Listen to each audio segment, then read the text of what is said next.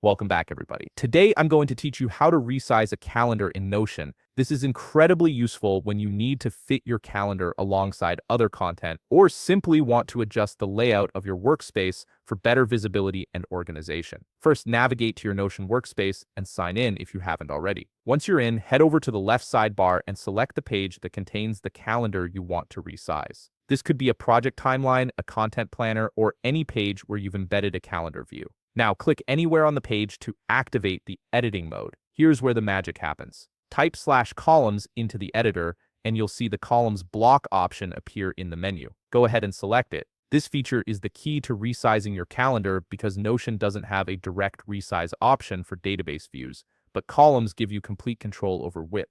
When you create your columns, decide how narrow you want your calendar to be. You can create 2 columns for a side-by-side layout, or even 3 or 4 if you're planning a more complex page structure. The number of columns directly affects how much space your calendar will occupy.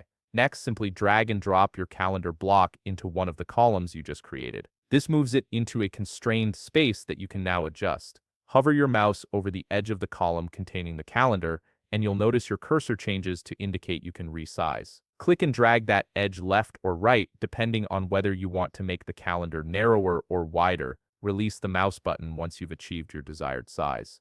The calendar will automatically adjust to fit within the column's new width.